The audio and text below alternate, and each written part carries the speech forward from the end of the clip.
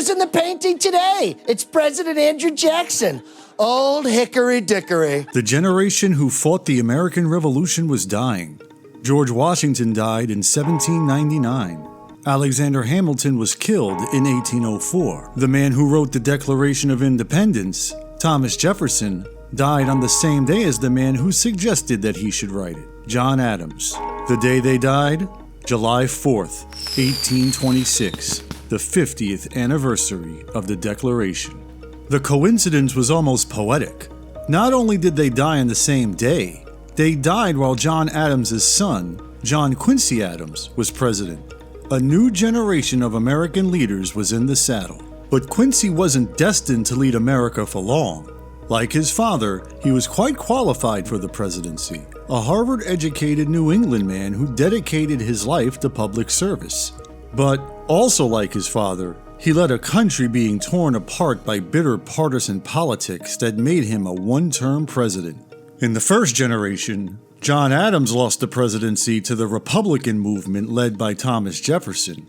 In the next generation, John Adams' son lost the presidency to the Democratic movement of Andrew Jackson.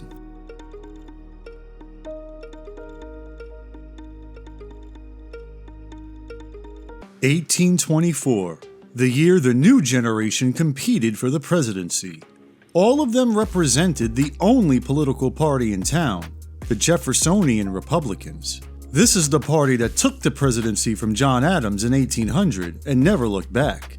Adams's party, the Federalists, faded into irrelevance. They never won the presidency again. Even John Adams' son had to join the Republicans to protect his political career. Every ambitious politician at the time did the same. The Republicans became the Los Angeles Dodgers of politics, accumulating the most talented players of the era to build a dynasty. They were already working on a three-peat. The third president, Thomas Jefferson, the fourth president, James Madison, and the fifth president, James Monroe, occupied the White House for 24 years. All of them Republicans, all of them from Virginia, and all of them from that first generation of American revolutionaries. It was time for someone from the new generation to take the starting spot of president. The way it worked was Republicans from the House and Senate would meet to choose a candidate. This was how James Monroe was chosen, and since there was no other party in town, whoever they chose was bound to win the election. For 1824, the favorite was William Crawford of Georgia, Monroe's Secretary of the Treasury. But he pulled a Joe Biden by getting so sick that his party couldn't cover it up. Some Republicans still nominated him, but most didn't want a guy who had just had a stroke to lead the country. On top of that, Crawford was very Southern, preaching a limited federal government and a bigger role for the states. Thomas Jefferson and James Madison supported him, but outside of them, he didn't seem to have much juice. Another Southerner, John C. Calhoun of South Carolina, also had his eye on the presidency. Like Crawford, he served in Monroe's cabinet, Secretary of War in his case. But unlike Crawford, he wasn't a stroke victim and supported a more powerful federal government. Someone else who had the double advantage of being a member of Monroe's cabinet who didn't have a stroke was John Quincy Adams of Massachusetts, Monroe's Secretary of State. Like Calhoun, he also wanted an energetic federal government, with the added bonus of being a Harvard-educated son of a former president. With three members of his Republican dream team slugging it out for the presidency, James Monroe decided not to take sides. It was a good thing, too, because the election got even wilder after two more candidates threw their hats into the ring. Henry Clay was the Speaker of the House representing Kentucky, the first state west of the Appalachian Mountains to join the country. Harry of the West, as he was called, made his name by delivering soaring speeches in Congress. By 1824, he was ready to parlay that reputation into a presidential run. But another Westerner had the same idea, Andrew Jackson of Tennessee. He was a senator, but that's not how he made his name. As a general, he defeated Creek and Seminole Native Americans in the South, and most notably, the British at New Orleans. He was the George Washington of the new generation, a war hero. All of the other candidates had aura points in one part of the country. Crawford and Calhoun in the South, Adams in the North, Clay in the West.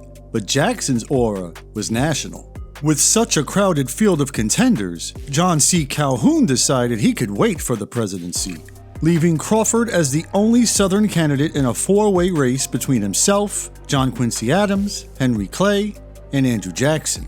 When four candidates compete for the office, it makes it tough for any one of them to get the majority of electoral votes necessary for victory. With 261 electoral votes, someone needed to get 131 to win. More voters cast their ballots for Andrew Jackson than anyone else, and he received more electoral votes than anyone else with 99. But nobody reached the magic number of 131. When this happens, the Constitution says the House of Representatives must decide the winner. The House is the part of the federal government closest to the people, since it's the only one elected by the people. When the Electoral College can't decide on a winner, it's up to the voice of the people to do it. And the House was led by Henry Clay. He might have received the fewest number of votes in the election, but he wielded the most power in the House of Representatives. Could he steal this thing? Well, John Quincy Adams knew his way around the House of Representatives too. As the big dog of the North, all of the Northern representatives were in his corner. As the big dog of the West, Clay couldn't say the same for the Western representatives. Jackson was a Westerner too, a Westerner with way more aura points than him. Clay just didn't have the juice to win this election. It was down to Jackson and Adams. With these two titans evenly matched, Clay realized he could decide the election by supporting one over the other. He couldn't be king, so he became the kingmaker. And the king he made was John Quincy Adams. He didn't particularly like Adams, but he respected him. More importantly, he agreed with Adams on most major issues, specifically building infrastructure to connect the different sections of the country together. Jackson, on the other hand, wasn't as reliable. He had a history of following his own script. As a general, he waged brutal war on Native Americans in defiance of presidential orders. Not to mention, he already had 2 bullets in his body from dueling. He was a wild man. In Clay's mind, Adams was the safer and more qualified choice. He was named the 6th President of the United States, the new generation's first president. Adams then made Clay his Secretary of State, the traditional stepping stone to the presidency. Jackson exploded. He won the most votes. Hell no. The people clearly preferred him. Not only was he cheated out of the presidency, but Clay was now next in line for the job. He accused Clay and Adams of a corrupt bargain. He called Henry Clay the Judas of the West, referring to the man from the Bible who betrayed Jesus. Judas received 30 pieces of silver for his treachery, and Clay received the Secretary of State position. Jackson saw this as an injustice not just against him, but against the people of the United States. The people were playing a bigger role in politics ever since the Republicans had taken power from the Federalists in 1800. Thomas Jefferson envisioned a country where the people had the power, by which he meant people who owned their own farms and lived in a community of shared values.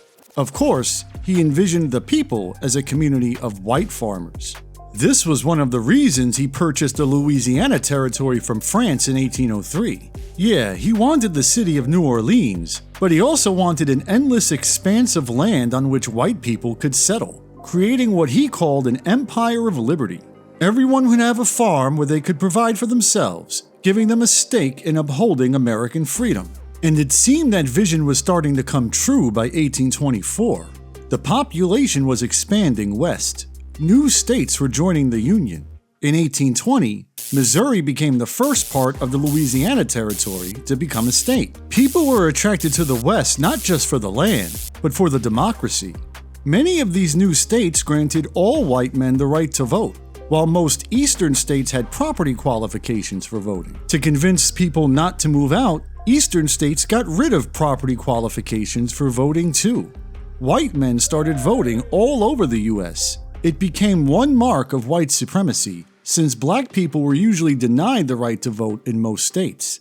This was Jefferson's Empire of Liberty in action. These white voters were the people who Andrew Jackson felt were betrayed by Adams and Clay's corrupt bargain. The way he saw it, a bunch of elitists in Washington, D.C. decided for themselves who would be president in direct contradiction of the will of the people.